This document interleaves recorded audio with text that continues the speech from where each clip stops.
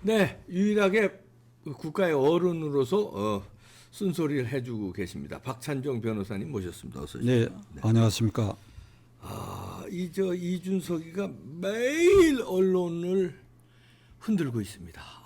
진짜 숨이 막힙니다. 어떻게 보고 계십니까? 이준석 전 대표. 내가 여기서 사실 이준석 군이라고 하고 싶지만은 뭐 손잡버리시잖아요. 내 맞손자보다 7살인가 많아요. 그럼요. 그래도 뭐 그는 공인이니까 네. 이준석 전 대표와 관련된 뉴스가 매일 밤낮으로 도배질을 하고 있고 그런 과정에서 지금 신바람이 나서 표정을 보면 아주 용용 죽겠지, 윤 대통령 용용 죽겠지. 김기현은 1, 2주 안에 이제 낙마한다. 윤핵관은 뭐 결국 치우지 못할 것이다. 뭐 그리고 정당 만드느냐 하니까 대구 중심으로 당 만들면 30석은 되지 않겠냐 했다가 또 한 20석은 가능하다. 뭐 그리고 그 주변에 그 핵심들 뭐 몇 명 있지요.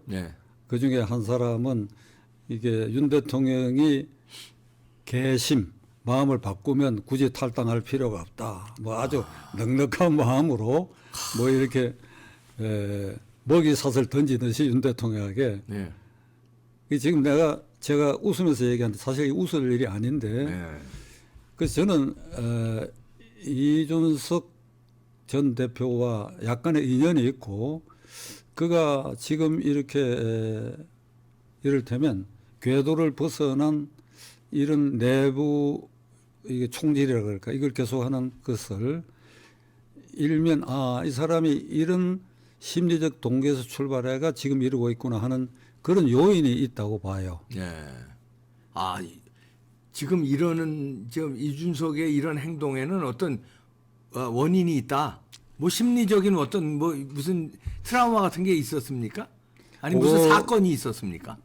그거를 이제 이준석 대표를 내가 알게 된 때부터 이 얘기를 할 수밖에 없는데 2012년 대통령 선거에서 이 박근혜 대통령이 당선되고 그리고 바로 이제 인수위 시절이 됐지요.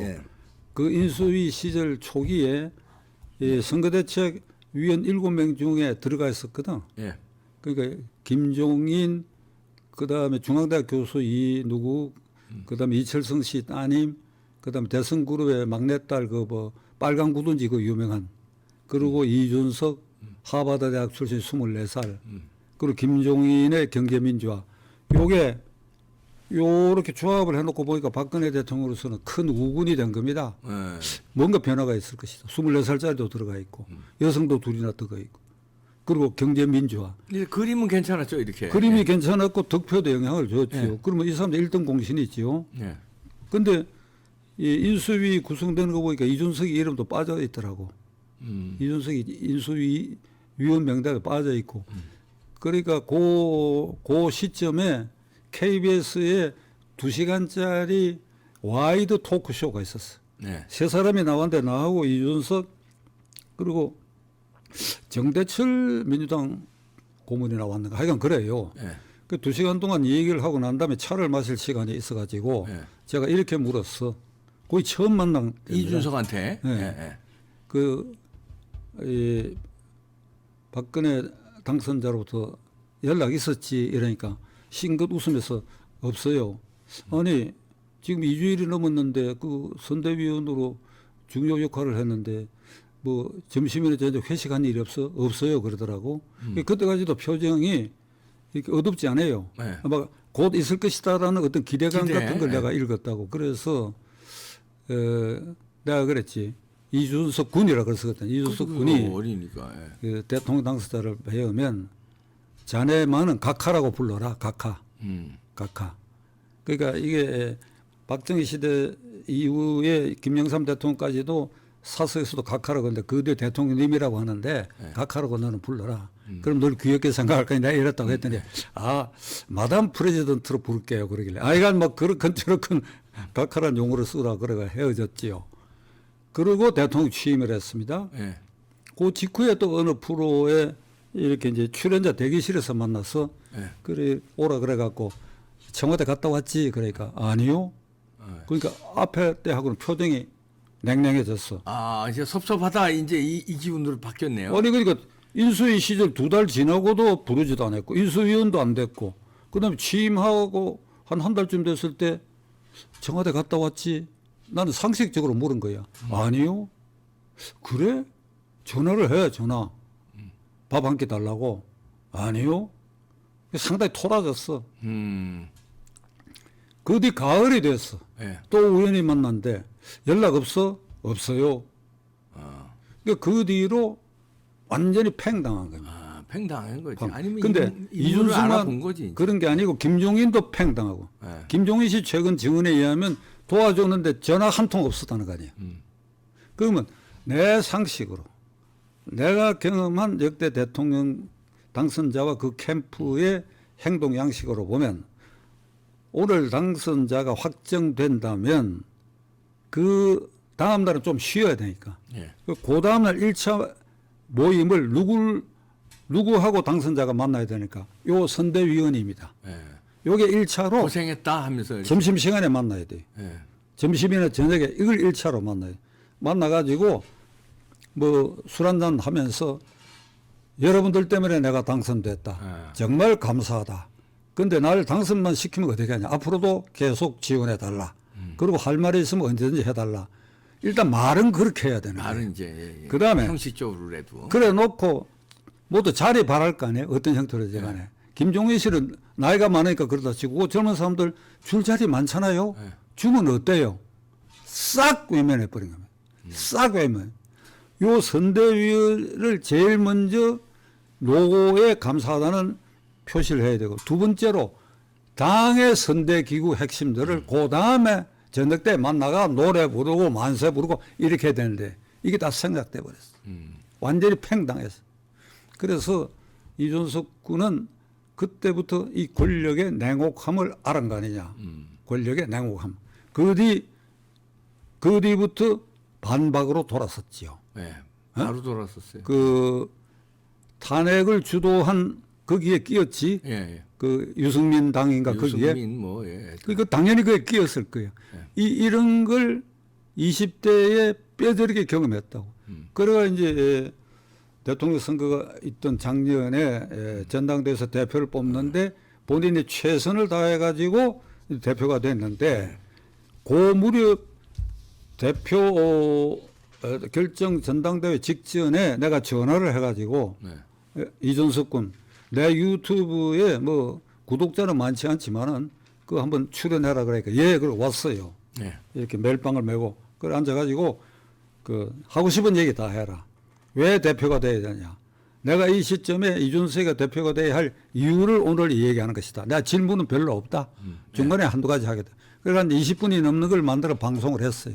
그래갖고 아슬아슬하게 나경원 의원을 꺾고 됐는데 지금 생각해보면 나경원 의원한테 아주 미안한 일인데 그래가 됐어요. 되고 뭐 잘 나갔지요. 뭐 대변인도 뭐지 그게 그 그러니까 출연 희망자들 무슨 저 경선 붙이듯이 경선 프로그램 그러니까, 뭐 오디션 프로 하듯이 그렇게 그러니까 했습니다. 그 톱 가수 뽑듯이 그런 방법을 했다 그래가 젊은 사람들에게 이제 생동감을 줬어요. 그래서 내가 잘한다 이렇게 생각했는데 딱 전당대회에서 윤석열 후보가 대통령 후보로 결정된 그 순간부터 삐져지기 시작했어. 그 3번 가출을 했거든. 선거운동 막바지까지. 그리고 안철수 후보와의 단일화를 방해했거든. 땡깡났지. 하면 안 된다고 얘기했다. 그러니까 철저하게 당 후보를 배척했다고. 3번 가출했다. 요 심리적 동기가 뭔가 하면 내가 대표인데 선대기구에 나를 쫄병 취직을 한다 이거예요. 아니 대통령 후보가 결정되면은 당 대표는 그 밑 아닙니까? 물론이지. 당헌 당규가 당의 대통령 후보가 결정되면 대통령 후보 아래 당 대표도 선대기구의 마청 역할만 할 뿐이지 당 대표에게 조직, 홍보, 예산, 집행권 전부 당 후보에게 귀결돼요. 그러니까 후보가 기분이 좋게 해야 될 거 아니에요. 그렇죠. 그러니까 후보가 하는 일에 못마땅하게 했으면 그 내부에서 얘기를 해야 되는데 바로 반기를 들어가지고 윤핵관이라는 말을 얘가 만들어냈거든. 그렇죠. 그게 뭔가 하면 윤석열 핵심 관계자. 관련자들이라고 하는 것이니까 결국은 후보 관련자들이 되게요.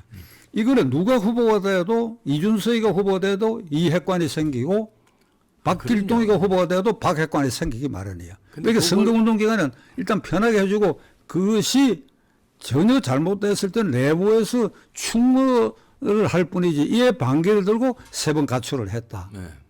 그러니까 3번째는 울산까지 후보가 그 바쁜 데 가가지고 뭐 이러고 이런 꼴을 보였죠. 저는 그게 잘못됐다고 그때 생각했습니다. 그때 내쳤어야 돼요, 준석이를. 그래가 이제 저녁에. 네.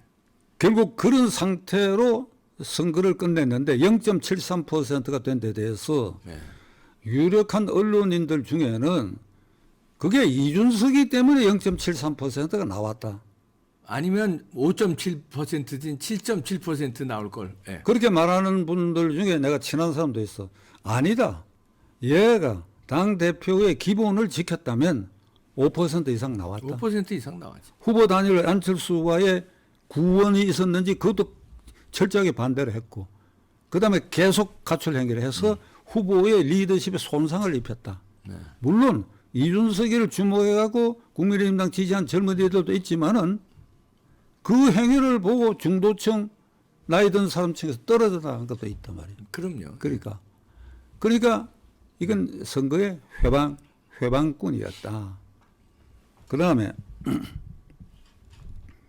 그러니까 3월 9일 그때까지 과정을 저나 이 대표도 저하고 같은 심정일 텐데 네. 이를 바라다 보면 지난 3월 9일 대통령 선거라고 하는 것은 이 땅의 자유민주주의 종북주사파가 계속 득세하고 나라를 망가뜨리느냐 아니냐 하는 분기점에 있는 절체절명의 선거였거든요. 체제 전쟁이었죠. 예. 그러니까 그래서 제야의 이 종북주사파를 반대하는 세력은 어쩔 수 없이 2번을 선택을 했거든. 네. 그래서 2번 후보를 위해서 광화문 광장에 곳곳에 집회도 했고 그리고 우리는 후보 단일화 추진위원회까지 만들어 가지고 안철수 후보와 윤석열 대통령의 후보를 단일화를 위한 노력을 했다고. 네. 그 시점에 이준석 계속 단일화하면 안 된다고 죄를 뿌렸거든.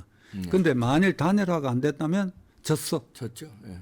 적어도 안철수 후보는 그 당시에 절대 단일화는 자기 입장에서는 양보하는 건데 윤석열 후보에게 할 생각을 안 했다고. 예. 그런데 이 비화는 요 다음에 다시 한번 얘기를 하고. 네. 그런데 우리가 굉장한 노력을 했는데 그 과정에서 철저하게 방해를 했다. 그러면 저 같은 제야 인사 그룹에 속하는 사람이 3월 9일 대통령 선거를 회고해 보면 이준석의 행동은 우리의 입장에서는 공적입니다. 그렇죠. 예. 공적. 더 크게 말하면 국적이야. 그러니까 이준석 생각에는 윤석열이 안 돼도 좋다. 나 기분 나쁘다. 당대표 권한을 훼손당했다. 안 돼도 좋다. 그럼 안 되면 어떻게 되느냐. 안 되면 국민의힘당이 계속 야당이지. 계속 야당이지. 그리고 나는 당대표 권한을 행사할 수 있으니까. 그리고 이번 국회의원 선거, 다음 대통령 선거도 내가 이제 나이가 40살 넘어가고 하니까 대통령 후보가 되고. 그때 야당 되는 게 좋다. 그러니까 이번에 이제 그 후의 행동을 보면 여전히 이 선상에 있는 거예요. 네. 강서구청장 후보를 낸 거, 그건 나는 윤석열 대통령과 국민의힘당의 중대한 실책이라고 요새 얘기한 바가 있습니다. 그런데 일단 후보를 냈어. 뭐 그건 내가 김기현 대표가 여러 번 지원 유세 해달라고 그랬어, 이준석 군한테. 네. 그런데 안 했어요. 안 하고 투표에 며칠 전에 이런 예언을 했어. 18% 차이로 진다. 예. 이거 고소하다. 18%로 지는데 너희들이 이게 웬 망발이냐? 어? 이게 윤석열 대통령 짓인데 고소하다. 당적을 가진 사람이야, 이 사람이. 예. 그게 낸 게 잘못이다. 그러면 기분 나빠서 후보 지원 유세 안 해도 좋아. 그 18%로 18% 진다는데 고다로 졌어. 예. 그런데 이 통계는 3년 전 국회의원 선거 때 강서구 갑을병 세 군데의 당선자가 전부 민주당인데 그 표차가 국민의힘당하고 차이가 18%야. 예. 그걸 인용했던 것 같아. 근데 도사처럼 맞췄다 그래 여기저기 분류 나뉘고 용기 백배하고 이 선상에서 지금 이제 정당 만드는 얘기까지 나왔다. 네. 나왔다. 자, 이런 심경에 있는 나이든 제가 이준석을 무슨 뭐 반대한다거나 이러면 안 된다고 하면 노짱이라 그러고 뭐라 그러죠? 또 하나 용어가 있지. 꼰대. 꼴대. 꼰대. 제가 꼴대로 보입니까? 아니, 저 변호사님은 저 연세에 비해서 굉장히 내가 젊습니다. 꼴대로 보여? 마인드가 젊고요.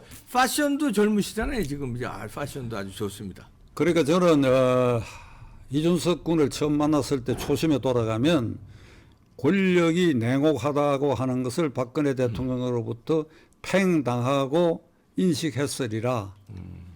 이건 박 대통령의 잘못이지요. 그런 소통을 안 하면 어떻게 반대로 합니까? 준석이가 그러니까 이건 그런 놈인지를 간파하고 얘 키웠다간 큰일 나겠다. 그래서 팽시켰을 수도 있죠.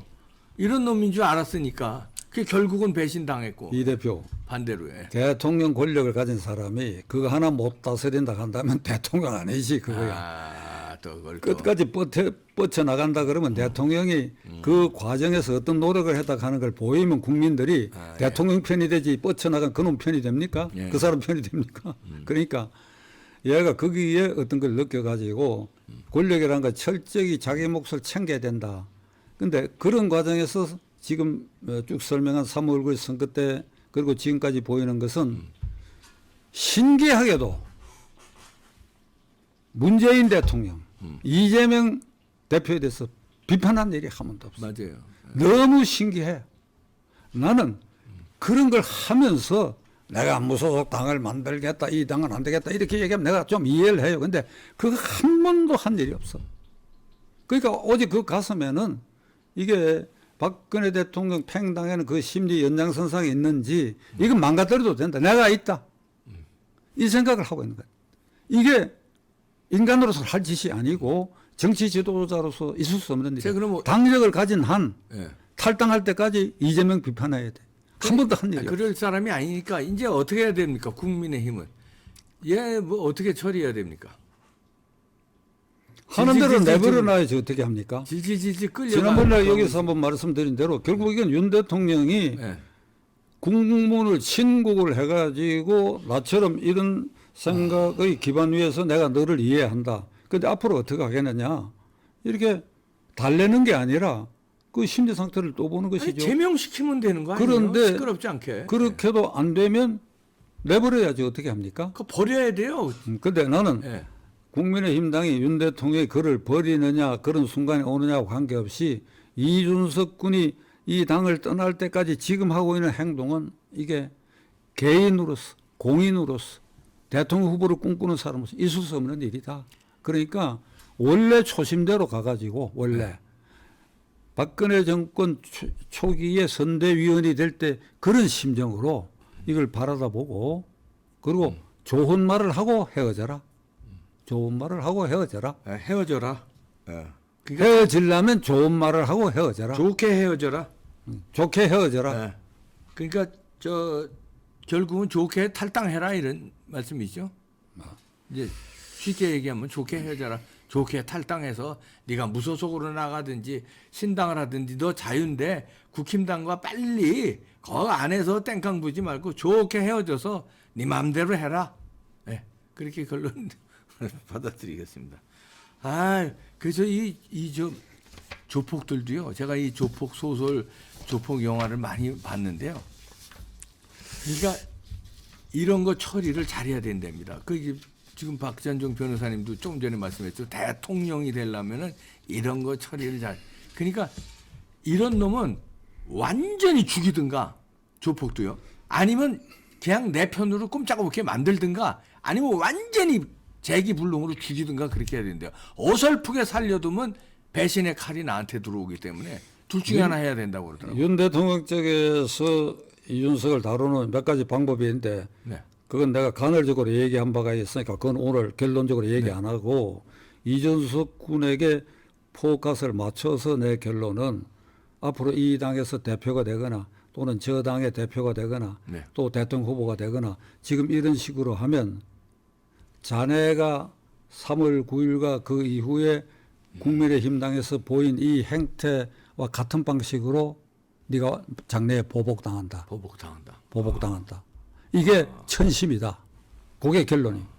아, 네. 무서운 결론인데 알아들을려는지 모르겠네. 보복당한다. 알아들을려는지. 이런 경우 하늘이 가만히 있지 않아요. 언젠가는 이거 보복당한다. 네. 그대로 보복당한다. 지금이라도 마음 고쳐먹어라. 좋게 헤어져라. 는 결론 되겠습니다. 박찬종 변호사님이셨습니다. 고맙습니다.